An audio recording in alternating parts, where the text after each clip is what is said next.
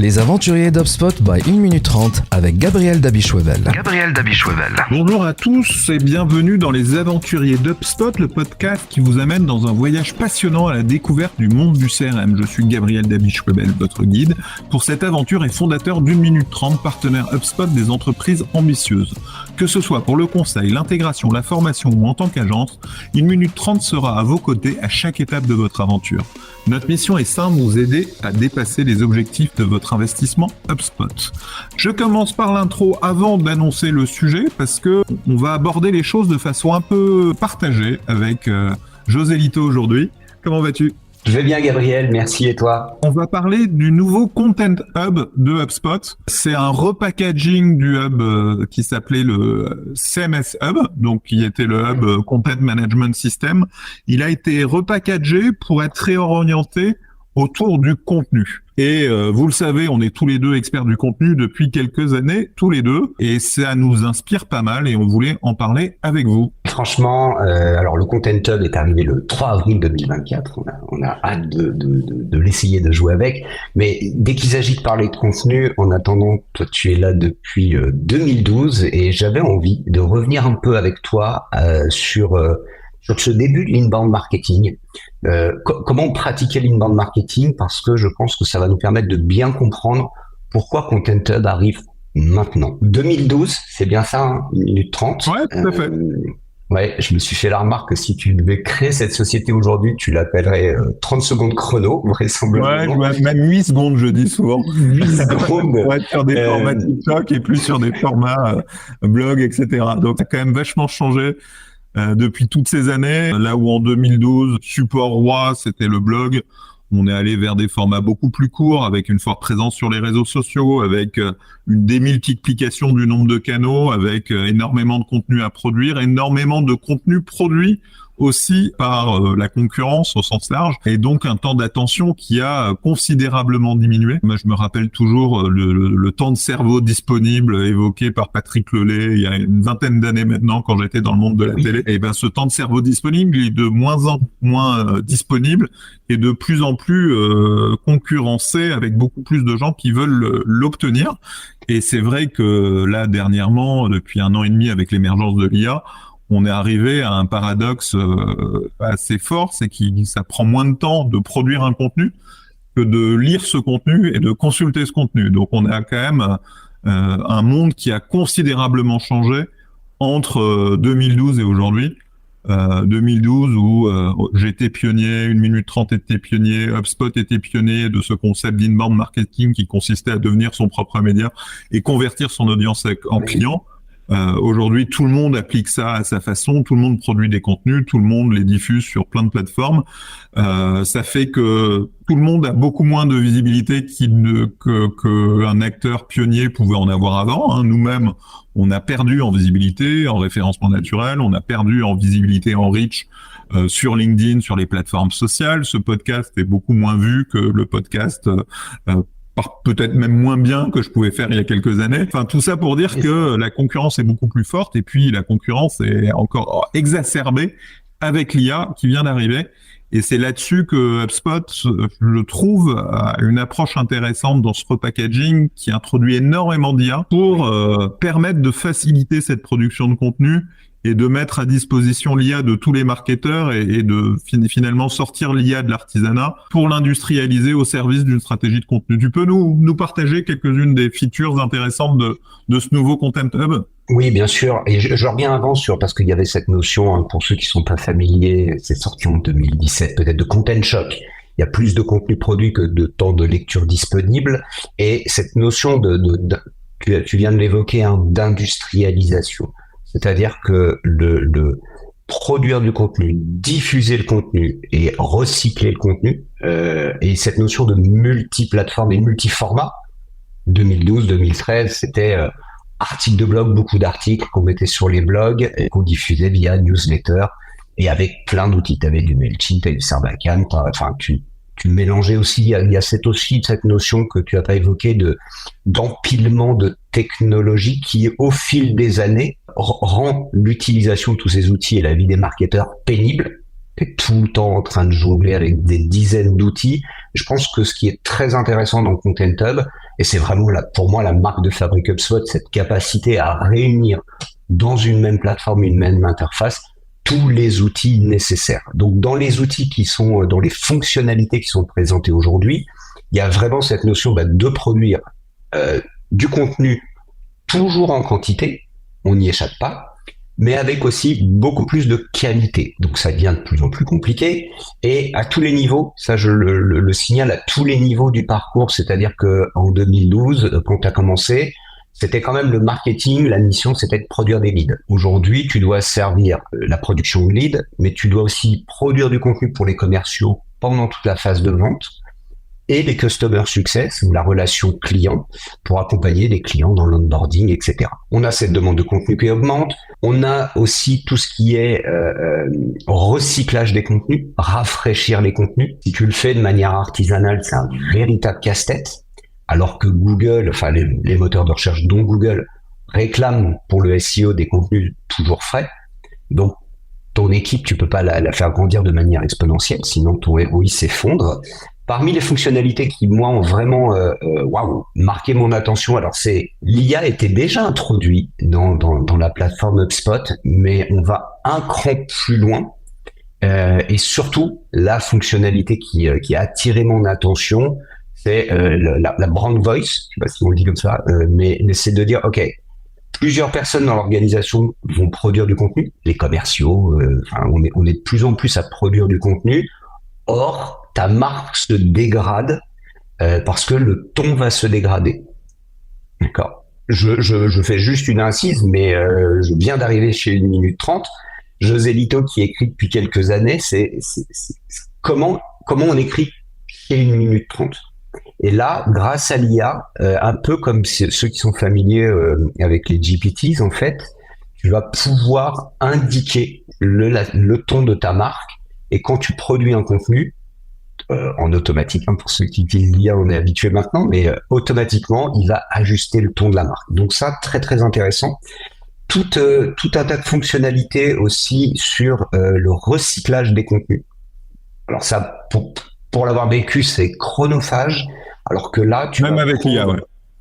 Ouais, même avec l'IA. Et là, vraiment, alors, pour donner quelque chose de très concret que j'aime beaucoup, tu rédiges un contenu et tu as la possibilité, via Transcript, d'en faire un audio. Pour le consommateur de contenu, c'est génial. Tu es entre deux rendez-vous, tu commences à tomber sur un article de blog qui t'intéresse, mais tu dois marcher. Si à Paris, tu veux pas te rencontrer une trottinette, ou à Montpellier, des déjections canines sur les trottoirs, tu passes en audio automatiquement. Fabuleux. C'est pas facile à faire si tu as plusieurs outils. Toute la partie recyclage, la partie aussi publication, tu l'évoquais, donc on a quand même de plus en plus de canaux. Quels sont tes 2 canaux préférés? Chez 1 minute 30, on utilise énormément LinkedIn. D'ailleurs, c'est là-dessus qu'on publie ce podcast, et YouTube, en plus de notre blog. Et toi, à titre personnel? Moi, à titre personnel, dans ma conso personnelle, LinkedIn, bien sûr, et Twitter. Enfin, X, maintenant. LinkedIn X. Ouais, tu vois, c'est LinkedIn, Instagram, en fait. Donc, la possibilité de publier sur plusieurs canaux, et surtout grâce à l'IA, d'adapter le contenu aux différents canaux. Instagram, typiquement, produire les visuels, ça prend du temps. Et ça fait partie du Content Hub qui permet de produire des visuels. Donc, on va partir. HubSpot garde quand même cette philosophie qui part du blog. Donc, on part d'un article de blog. Cet article de blog, tu l'as dit, il peut être transcrit en audio. Sur cet article de blog, l'IA Images propose des images pour illustrer l'article, et puis l'IA Remix va proposer des posts sur LinkedIn, des posts sur Instagram, etc. Donc on va avoir, et c'est ça qui est hyper intéressant, une vraie industrialisation de la production, parce qu'on est aidé par l'IA, on est aidé aussi par des outils de SEO qui disent quels mots-clés mettre, etc. Et on transforme directement en podcast, en post LinkedIn, en post X, en post Instagram, etc. Et c'est vrai que tout packagé en un seul outil, ce que font quelques gros hackers qui ont déjà fait ça en branchant des GPT, en faisant plein de trucs, un peu de la bidouille, là vous l'avez dans un outil clé en main, utilisable du marché, toujours aussi ergonomique, parce que c'est le même produit que l'outil marketing. Et d'ailleurs, il y a une offre qui est hyper intéressante en ce moment, c'est l'offre Marketing Plus, qui consiste à packager le Marketing Hub que vous avez peut-être déjà et ce nouveau Content Hub. Et il y a un delta prix qui est assez intéressant à prendre et qui fait que c'est un surcoût pas très élevé. Je rebondis là-dessus parce que je m'étais posé la question et j'ai pas été que plus creusé autant que toi vraisemblablement. Est-ce qu'on retrouve de l'IA sur les workflows? Parce que tu parles de marketing plus. J'ai pas été capable de voir s'il y avait quelque chose aussi sur les workflows, la capacité à améliorer tes workflows, tes séquences. Je crois que ça fait partie de la roadmap, mais je m'embarquerai pas là-dessus complètement. Aujourd'hui, en revanche, pour rédiger tes emails, t'as de l'IA qui peut t'aider, etc. Et tes messages dans tes workflows, y compris dans ton chatbot, etc. Sur l'amélioration du workflow, je pense que c'est en travail, mais c'est pas encore. Je crois pas que ce soit encore sorti. Alors, il y a la gouvernance des contenus. Ça, c'est en fonction de la taille de l'organisation. Mais quand tu commences à avoir beaucoup de contenu, il faut vraiment le structurer, le contrôler. Tu peux être amené à vérifier des aspects juridiques parfois. Et là, vraisemblablement, sur cette partie-là aussi, le Content Hub va aider, va faciliter le travail. On est vraiment sur cette notion, on parle d'industrialisation. Pour moi, c'est l'image de la Content Factory dont on parlait il y a quelques années. On parlait il y a quelques années. C'est un vrai outil de la Content Factory. Je suis complètement d'accord avec toi. Ce qui est intéressant, je disais que c'était un repackaging du CMS, mais ça peut marcher aussi avec le CMS que vous utilisez déjà et en particulier WordPress pour l'instant. Donc, on peut brancher le Content Hub à votre blog WordPress. On peut aussi travailler sur de la personnalisation de vos contenus WordPress en fonction de l'utilisateur qui est identifié. On va lui passer des messages personnalisés, des blogs personnalisés. Ça se fait bien sûr dans le CMS d'HubSpot, mais avec le Content Hub, vous pouvez aussi le faire dans le CMS WordPress. Donc on a vraiment, et c'est je trouve vraiment ce qui est malin dans ce repackaging, cet outil d'industrialisation de la production de contenu, des stratégies de contenu et des stratégies de community management aussi au final. On n'en a pas parlé, mais il y a en plus une dimension IA sur la traduction. Donc ça vous permet de vous faire votre site et votre blog en multilingue dès le début. Enfin, on voit qu'on est vraiment dans la multiplication du contenu et finalement aussi dans le fait d'assumer que pour être vu aujourd'hui, il faut être présent partout.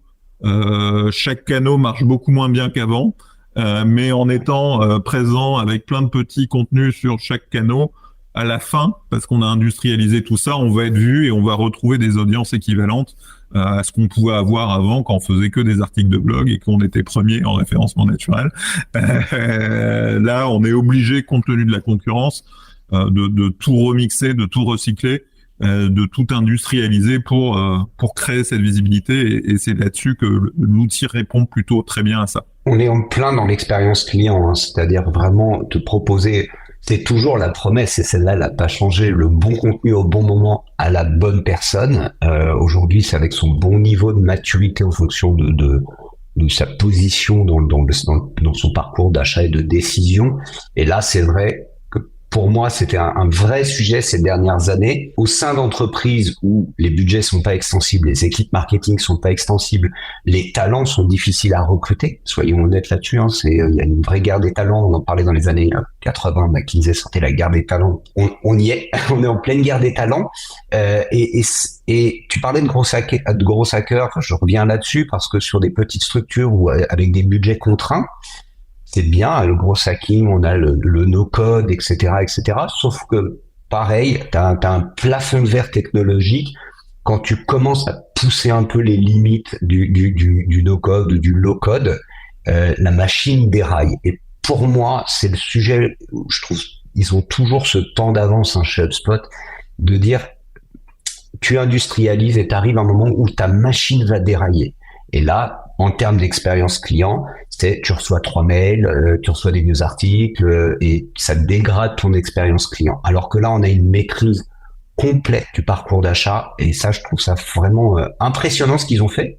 Tu parles de refonte, mais pour moi, je me dis waouh, ça va un petit cran au-dessus et il va y avoir des vrais sujets sur la partie IA. Il y a quand même pas mal de résistance sur cette notion d'IA, c'est intégrer dans ton environnement. Alors ça, moi, je l'avais vécu dans Notion, tu le retrouves dans d'autres, hein, mais où l'IA est dans ton contexte. Et c'est très différent d'utiliser un chat GPT. C'est ça, tout à fait. Mais effectivement, moi j'ai été comme tout le monde, hein, très impressionné par l'IA. J'ai voulu assez vite voir comment on pouvait l'utiliser. J'ai assez vite promu des contenus sur l'IA. On a fait un livre blanc il y a un peu plus d'1 an sur l'IA, etc. Et en même temps, je voyais pas d'intérêt des clients. Parce que, comme tu dis, le côté, on va dans ChatGPT, faut rebrancher, faut mixer. Ça, c'est des cerveaux de gros hackers qui peuvent le faire et qui l'adaptent dans des marques très agiles, très jeunes, très start-up, etc. C'est pas la pratique de marketeurs plus expérimentés dans des entreprises plus traditionnelles, etc. Donc, il y avait pas de demande par rapport à ça. Il y a un intérêt, et on le voit, hein, sur LinkedIn, beaucoup de gens parlent d'IA, etc. Mais finalement, il y a, au-delà des formations, il y a peu d'usages concrets dans les entreprises. Et après, il y a des gens qui l'utilisent individuellement. Et je trouve que effectivement, ce Content Hub d'HubSpot vient apporter un outil à la portée de tous pour industrialiser sa stratégie de contenu grâce à l'IA. Et avec toujours ce côté d'HubSpot, tu le disais, pour améliorer l'automatisation, pour centraliser les outils, mais aussi, ils sont toujours très prudents sur la partie éthique, sur la partie non-saturation marketing. Donc, il y a de l'automatisation, mais il y a aussi des choses qu'ils t'imposent en manuel. Et effectivement, dans l'usage de l'IA, tout n'est pas automatique. Il n'y a pas de contenus qui vont sortir tout seuls sans relecture humaine, comme il n'y avait pas de mails qui étaient envoyés à des gens qui n'avaient pas accepté depuis le début de recevoir des mails, etc. Donc, ils sont toujours un peu prudents et on retrouve cette prudence-là pour en faire un truc qui est pas complètement automatisé, aveugle, spammant, que certains gros hackers font aujourd'hui pour multiplier les contenus et essayer d'exploser en SEO. Tu as un Notion, tu as un mec et on te dit regarde, avec un Google Sheet, un Notion, un mec, tu prends, tu secoues, tu pousses, et puis d'un seul coup tu dis et c'est ça le résultat, ça fait peur. Et puis nécessairement dans des organisations plus structurées, tu es très vite confronté au DSI. Et là, les chats GPT, vous avez fait un très bel épisode avec Rémi sur le Shadow IT. Ce risque-là est complètement contrôlé puisqu'on reste dans une plateforme HubSpot qui respecte des standards, etc., etc. Et ça s'intègre au marketing, ça va s'intégrer au CRM parce que là aussi, j'évoquais le marketing qui sert la vente sur tout le parcours, ce qui n'est plus que de la lead gen.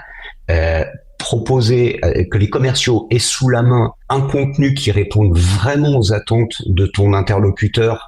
Quand tu es dans une démarche, tu vas faire un R2 ou autre, tu veux alimenter ton interlocuteur entre le R1 et le R2, piocher dans une base de contenu avec de l'hyper-personnalisation, très clair, j'ai été commercial, donc je ne renie rien de ça. T'as pas les talents d'écriture, tu sais pas le faire, c'est très bloquant. Donc tu ne relances pas ton interlocuteur, et là tu vas pouvoir piocher dans une bibliothèque de contenu. Et ça, je trouve ça génial. On va vraiment gagner en vélocité sur l'ensemble du parcours. Donc, c'est disponible depuis le 3 avril. Est-ce que c'est déjà live chez 1 minute 30? Est-ce qu'on peut jouer avec? Effectivement, je suis impatient qu'on l'utilise. Je suis impatient d'en parler aux clients. J'ai eu un rendez-vous ce matin avec des gens dans l'immobilier qui avaient des problématiques de rédaction d'annonces immobilières.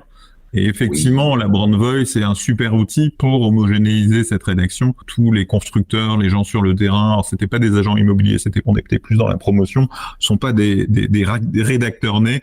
Là, on a vraiment moyen de faciliter directement avec le produit la rédaction d'annonces, le relais de ces annonces sur les réseaux sociaux, etc. Donc, on va commencer à regarder comment mieux utiliser ce Content Hub selon les problématiques métiers. Donc, il y a effectivement plein de nouvelles opportunités qui s'ouvrent autour de ce produit. Tu veux rajouter quelque chose avant de conclure? Oui, ce que je voudrais retenir, enfin pour moi, ce que je retiens de ça, c'est vraiment que maintenant, on industrialise l'outil qui supporte, parce que j'aime bien ce terme, ça m'a fait rêver de Content Factory en disant mais c'est pas à la portée de tout le monde. Aujourd'hui, c'est à la portée de plusieurs entreprises, quelle que soit leur taille. Donc ça, c'est une très bonne nouvelle de mon point de vue. Et ça va vraiment, vraiment aider à l'usage de l'IA pour les différents utilisateurs au sein d'une entreprise. Et ça, c'est une très, très bonne nouvelle aussi. Et de manière sécurisée et éthique. Et là, toi comme moi, on y tient cette notion d'éthique, de pas abîmer le marketing qu'on appelle responsable. Et je pense que là, on tient, on a vraiment l'outil. Ils sont encore pionniers, HubSpot, ils sont vraiment impressionnants là-dessus parce qu'on a vraiment l'outil qui va permettre de le faire et pas seulement d'en parler. Donc, hâte de l'essayer avec toi et avec nos clients. Ouais, mais je suis vraiment, c'est une belle image de démocratiser la Content Factory parce qu'effectivement, la Content Factory était réservée à des grands groupes qui pouvaient avoir plusieurs rédacteurs, plusieurs graphistes, enfin une équipe éditoriale au sein des gens qui font de la vidéo, etc. C'était bien pour Peugeot, pour Renault, pour quelques très grosses marques, mais peu de clients d'1 minute 30 pouvant se permettre d'avoir cette philosophie Content Factory. Là, c'est vraiment une dimension un peu à la portée de tous avec tout le côté recyclage, répétition, etc. Réellement mis à disposition, facilité. Donc, hâte de l'essayer. Et puis, on vous fera, bien sûr, partager nos premiers essais, nos découvertes. Donc, on reviendra sur le sujet dans les prochaines semaines. Voilà, cet épisode des aventuriers d'HubSpot est terminé. J'espère que vous avez beaucoup appris avec nous deux cette fois-ci. Si comme vous pensez que le CRM est une aventure et qu'il faut être bien accompagné, contactez-moi chez 1 minute 30. Mais avant de partir, n'oubliez pas que l'expérience est meilleure lorsqu'elle est partagée. Alors après l'épisode, relayez vos découvertes avec d'autres aventuriers et n'hésitez pas à liker, à partager et à laisser un commentaire sur la plateforme où vous consultez ce podcast. Salut José Lito, merci beaucoup. Salut Gabriel, merci à toi.